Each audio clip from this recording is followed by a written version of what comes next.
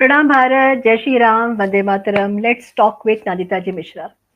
अगर कोई इंसान बेशर्म बनता है और वो सुधरना ही नहीं चाहता, वो बेशर्म ही बना रहना चाहता है, तो ऐसे इंसान का आप क्या करेंगे और ऐसे इंसान को क्या बोला जाता है? ऐसे इंसान को बोला जाता है अरविंद केजरीवाल।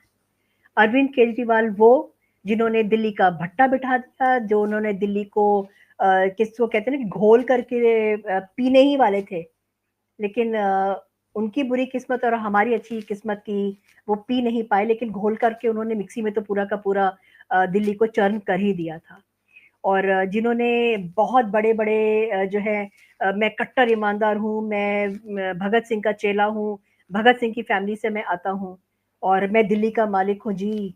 और मोदी को तो कई जन्म लेने पड़ेंगे, अगला जन्म लेना पड़ेगा मुझे हराने के लिए।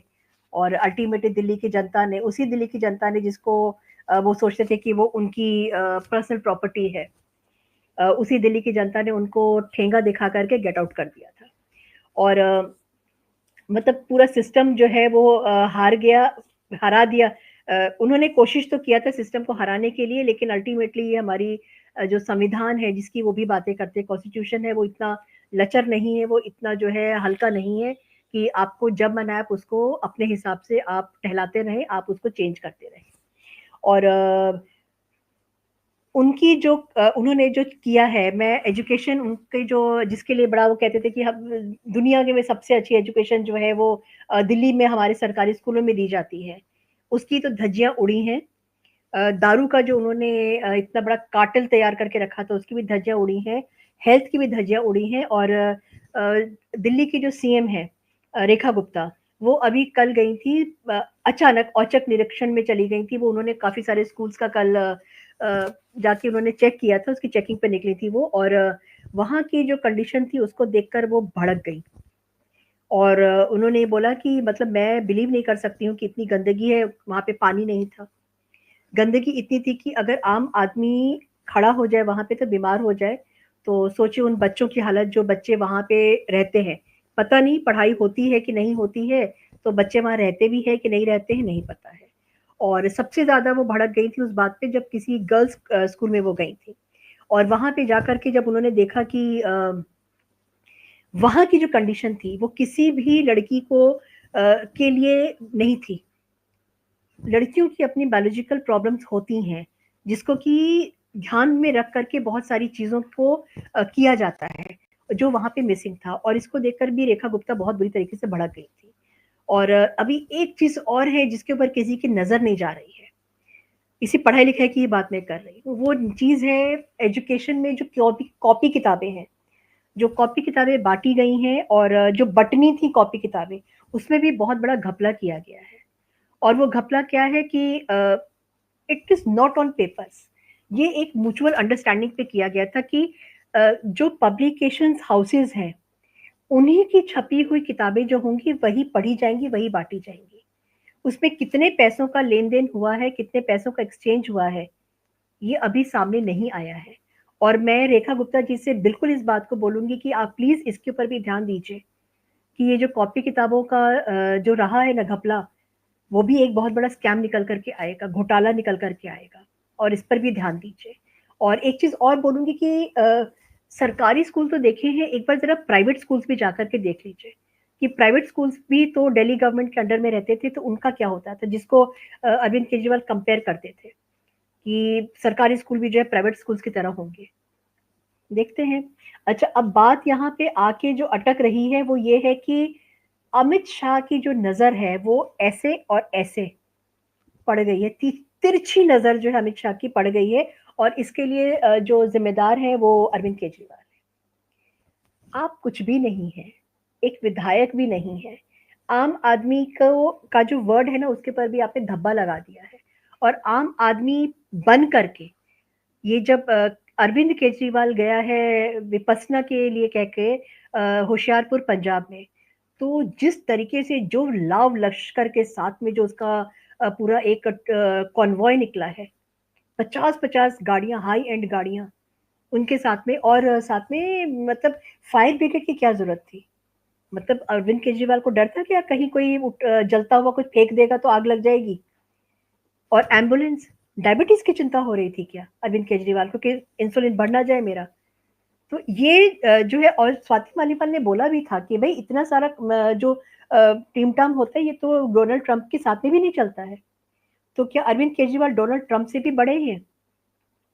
और अपनी सुरक्षा की उनको बड़ी चिंता है, और जो सुरक्षा थी उनको जेड प्लस की सिक्योरिटी दी गई थी।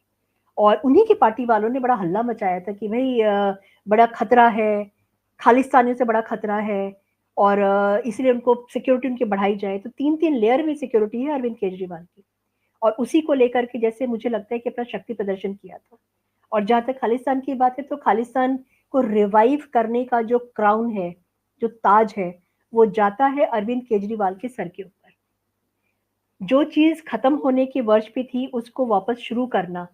क्योंकि अरविंद केजरीवाल, अगर आपको याद है, तो कुमार विश्वास का एक आया था कि जब उन्होंने कहा था कि वो प्राइम मिनिस्टर बनने की पूरी ख्वाहिश है, प्राइम मिनिस्टर बनना चाहते हैं, तो अब इंडिया का तो नहीं बन सकते, तो दिमाग चलाया, यार हम पंजाब को अलग कर देते हैं, पंजाब को खालिस्तानी स्टेट बना देते हैं, और उस खालिस्तानी पंजाब का जो है मैं पीएम बनूंगा। ये आम आदमी पार्टी की कन्वेनर के सपने हैं। तो मैं उनकी सिक्योरिटी की बात कर रही थी, और उससे पहले मैं एक चीज और बता दूं, मैं भी उस पर भी आऊंगी। आतिशी मारलेना लपेटे में उन्होंने आतिशी मारलेना को भी ले लिया। वो जो बेचारी टेम्पररी सीएम थी, जो सीएम की कुर्सी पर कभी बैठ ही नहीं पाई, ऐसी सीएम। बगल में जैसे वो भरत ने राम जी का जो है खड़ाऊ रख दिया था, तो यहाँ पे खड़ाऊ तो नहीं था, लेकिन अरविंद केजरीवाल की आत्मा जरूर वहां पे बैठी थी उस चेयर पे। तो उस बगल वाली कुर्सी पे जो बैठी थी सीएम, मैं उसकी बात भी अभी आपसे करूंगी। तो जो हमारा होम मिनिस्टर है, होम मिनिस्ट्री है, गृह मंत्रालय जो है, उसको दिल्ली पुलिस ने ये उनसे पूछा है कि इतनी सारी सिक्योरिटी जो दी गई है, क्या उस सिक्योरिटी की अरविंद केजरीवाल को जरूरत है? क्योंकि अरविंद केजरीवाल, लॉजिकली अगर देखा जाए, तो अरविंद केजरीवाल इस समय ही इज नोबडी। वो मेरे और आपकी तरह एक आम इंसान है, और हम आम इंसान सिक्योरिटी लेकर के नहीं घूमते हैं। और इनकी सिक्योरिटी तो मतलब जिसको कहते हैं कि कुतुब मीनार से भी ऊंची वाली होती है। वो सिक्योरिटी लेकर के घूम रहा है ये बंदा ये। और दिल्ली पुलिस के जो मुख्यालय है, वहां से पत्र भेजा गया है, और उसके जो सिक्योरिटी है उसके पर निर्णय करने के लिए, डिसीजन लेने की मांग की गई है। उन्होंने मतलब बोला नहीं है, उन्होंने मांग की कि भाई आप मुझे बताइए कि क्या है। और ये इंडिकेट ये करता है कि बहुत बड़ा फेरबदल होने वाला है। साथ तो पुलिस मुख्यालय से जो लेटर भेजा गया है, उसमें यही मांग की गई कि भाई इनकी जो सुरक्षा कार्वर इनको जो दिया गया है, उसको घटाना चाहिए कि उनको बढ़ाना चाहिए।